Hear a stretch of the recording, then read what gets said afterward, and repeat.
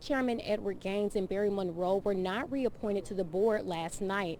Part of the reason stemming from what Commissioner Diane Williams-Cox is calling unethical emails being sent out from the board. One of those emails was in support of board member Taylor Biro. There were calls to remove Biro over a sticker on her cup used during a meeting. There's been conflicting reports on exactly what was on the cup, but we know that there were concerns that it was negative towards police. Commissioners voted 3-2 to remove her. And not renewing Gaines and Monroe, Commissioner Williams-Cox said that the board has gone against policy with 2 emails sent to media, going on to say the board has gotten away from their mission. Today we spoke with Monroe, who says he is disappointed to not be able to finish what he started. I find it very difficult to believe that this board can continue to function with the original intent that I had in mind when we led the effort to bring this board to fruition. I tell you, it is very disappointing to me that Taylor was removed. Gaines and Monroe's terms were set to expire on December 31st. Gaines has since given his resignation. In a statement to ABC, he said, "My goal through this entire process was to maintain the highest level of professionalism and diplomacy. I reached out to Taylor Biro about the commissioner's decision, and she said she was unable to give a comment at this time." Live in Tallahassee, Candace Blake, ABC 27. Thank you, Candace. Asphalt Art will soon be bringing safety and color to the Greater Bond community in Tallahassee. The project falls under a partnership between Tallahassee Council on Culture and Arts, the City of Tallahassee, and the Greater Bond neighborhood, and it's being funded under a $25,000 Bloomberg grant. The art will be put in the crosswalks off of Saxton Street in the hopes that it not only adds color and vibrancy to the neighborhood, but that the art will help calm traffic. They hope to have this artwork completed by the spring of next year. All right, turning to First to Know weather, we definitely have warm temps and we have a fog advisory. We're going to check in with First to Know meteorologist Alexa Trishler. Alexa, you are tracking that fog. That's right. That fog advisory goes into effect later tonight. First, we'll talk about the heat. We had record-tying heat yet again today. We hit a high temperature of 81 degrees at the Tallahassee Airport, which ties the old record of 81 set back in 2013. We'll probably do this again tomorrow. We're seeing high temperatures probably climbing back into the lower 80s on our Friday afternoon. Right now, current temperatures have cooled down to the upper 60s in Thomasville at 68 degrees. It's 75 in Tallahassee. 73 in Perry. It is a mild and a little bit of a muggy Thursday evening, but it is a gorgeous night. We are seeing mostly clear skies, maybe a few passing clouds, but we will stay dry tonight and we will stay dry tomorrow too. Really the biggest thing to look out for is that fog. We do have that dense fog advisory going in effect at 10 o'clock tonight, and it will stay in effect until 10 o'clock tomorrow morning. And this basically covers all of South Georgia and all of the Big Bend in our viewing area, because some of that fog could get pretty dense and pretty thick tomorrow morning. Visibility might go as low as half a mile or less, so make sure you drive carefully for the Friday morning commute. Give yourself plenty of time and traveling distance.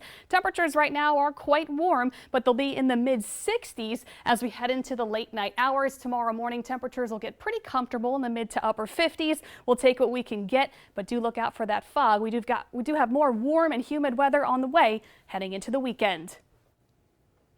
Happening right now at 6, 8 teams are working to raise $80,000 at Doak Campbell Stadium. You are looking live. Well, we're not actually looking live at the pre-show for the 5th annual Dancing with the Stars Tallahassee. It's an event designed to help low-income and vulnerable people who are living in our communities.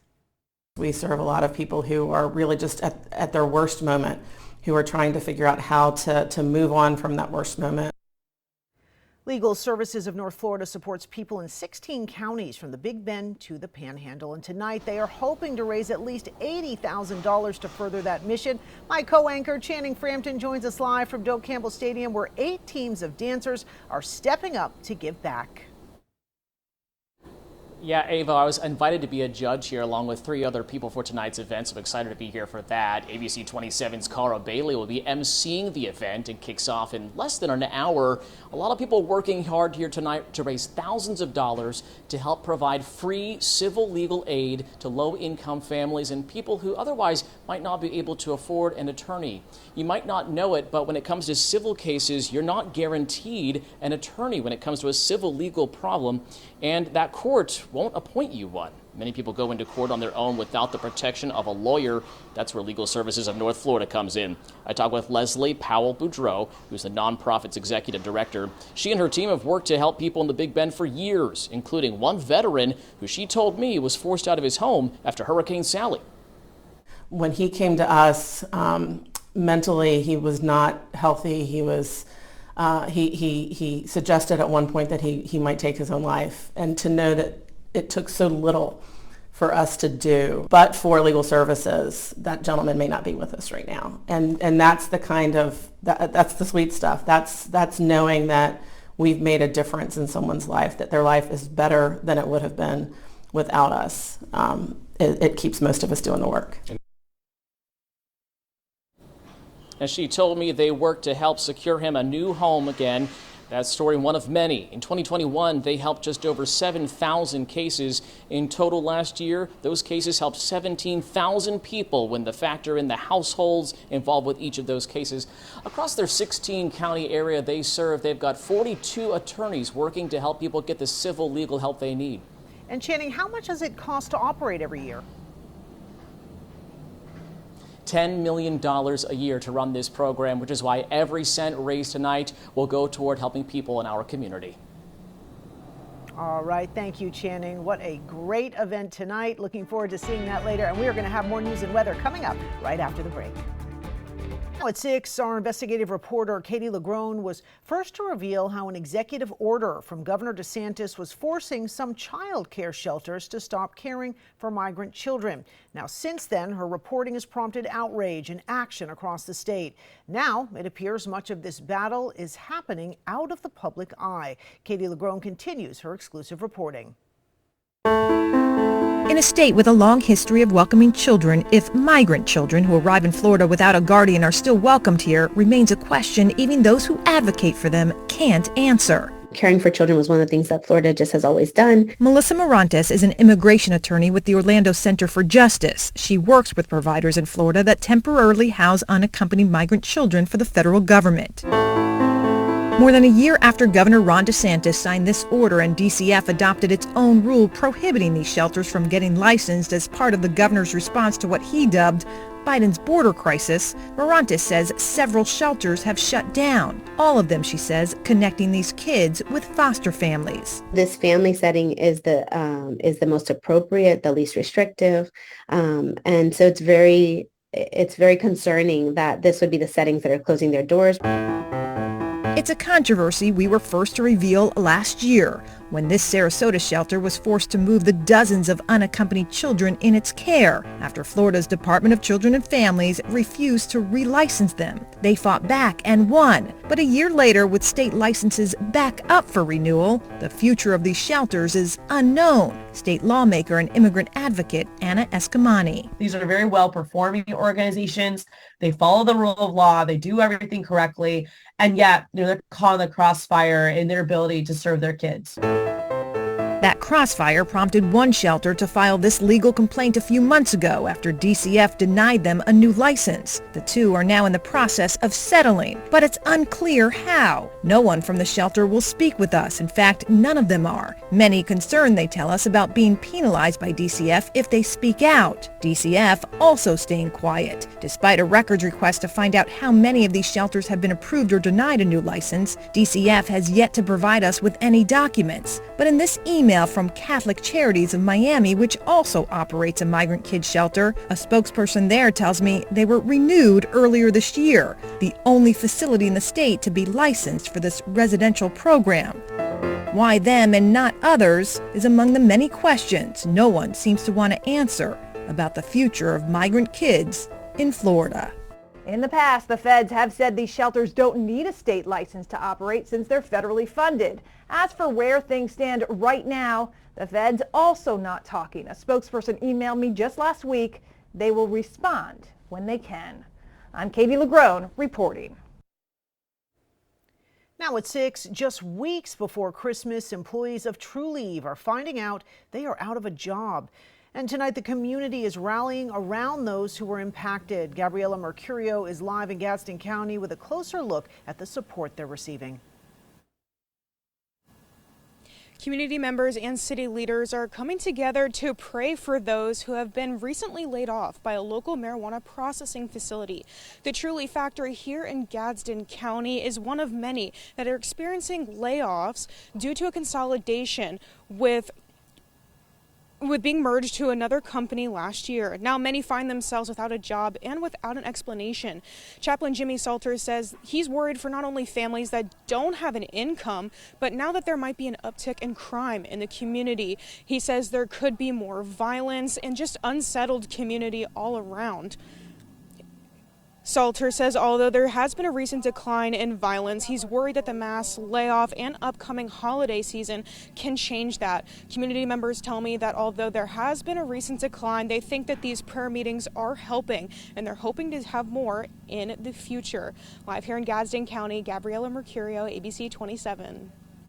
Thank you, Gabriela. And we have received an official statement from TruLieve in response to the layoffs. They say, quote, "We are also consolidating redundant positions from our merger last year. Where possible, we moved impacted employees to other sites in the area. If this was not possible, the employee was provided with a severance package." Happening right now, Thomasville's Victorian Christmas. The holiday event brings turn-of-the-century holiday fun to the Rose City. Now, this is video of previous years, and this is the 36th year for the big economic driver for the city. Based on previous years, city leaders say the two-day event has a $2 million impact on the downtown area. The special shopping experience is tonight, and it's tomorrow night. No tickets are needed, and it runs from 6 to 9 each night. And speaking of Thomasville, we're taking a live look there on our WeatherStem cam. Looks like a great night to get out and enjoy the fun, but fog could develop later tonight. Alexa, when and where is this fog expected? That fog will likely start around the coastline and the Big Bend, start to spread inland. So late tonight, overnight into tomorrow morning, make sure you drive carefully. We could also see another foggy start to Saturday morning too. It will stay warm and pretty sticky tomorrow and into the weekend. We should trend mostly dry. There could be a couple stray showers this weekend, especially on Sunday, but the next best chance of rain won't arrive until the middle of next week. So plenty of beautiful weather to enjoy. This evening will be gorgeous. We just have a few passing clouds, mostly clear skies. Really, the biggest issue is the fog likely developing later tonight. We do have that dense fog advisory in effect from 10 o'clock tonight until 10 o'clock tomorrow morning. So give yourself a few extra minutes before you head out the door for your Friday morning commute, because visibility could be impacted quite a bit, maybe even less than a half a mile in some spots. So make sure you give yourself plenty of distance between yourself and the cars around you. Temperatures should be cooling off to the mid to upper 50s to start the day tomorrow. Pretty comfortable for our morning lows, but we're trending about 15 degrees above average for our morning lows and our afternoon high temperatures yet again tomorrow. Our highs could climb to the upper 70s to lower 80s again. So we do have a forecast high of 82 degrees in Tallahassee, 81 in Bainbridge, 79 in Perry. Now the record high temperature tomorrow is 81 degrees at the Tallahassee airport. That was set back in 2007. So we'll see if we can tie it, beat it, maybe by a degree. We'll see how tomorrow shakes out. But your forecast and focus does have a beautiful night on the way. Winds are pretty calm coming from the west. Tomorrow, after the fog lifts by 9, 10 o'clock tomorrow morning, we'll see a mix of sunshine and clouds during the day. It might feel a little humid, and yes, it's going to be hot. And as we go into the weekend, you'll notice a little bit more cloud cover around. Still some breaks of sunshine, but there could be very light, few and far between stray showers trying to pop up as we go into the second half of Saturday and the second half of Sunday, but really not talking much, no big deal. Absolutely not even close to a washout. Just a couple light little nuisance drizzle showers possible throughout the second half of our Sunday, especially. Maybe Saturday, but I'm leaning more towards Sunday. and yet again on Monday. Now, as for tonight, if you plan to maybe go to Thomasville for the Victorian Christmas or just drive around the Big Bend in South Georgia and check out the lights, it's going to be a gorgeous night. Now, it feels more like beach weather, but it's a beautiful night, just a couple scattered clouds. Temperatures in the mid-70s right now. We should be in the mid-60s by 8 o'clock tonight. Just look out for the fog that starts to creep in around 10, 11 o'clock. Should be patchy at first, then it'll start to thicken up overnight into early tomorrow morning. Here's your 7-day forecast showing the warmer than average weather lasting throughout this weekend. Saturday looks great, high temperatures around 80 degrees if you prefer the warmth, and then we'll start to see a cooling trend a bit heading into next week. A few scattered showers are possible on Monday. That's when temperatures should be in the mid-70s. We stay in the mid-70s until our next cold front arrives sometime Wednesday or Thursday. That's our next chance to see some scattered rain and storms, so be sure to stay tuned to get the latest info on the timing of that cold front. We can time out those rain and storms for you heading into the next couple days. Stick around, we've got much more coming up after this quick break.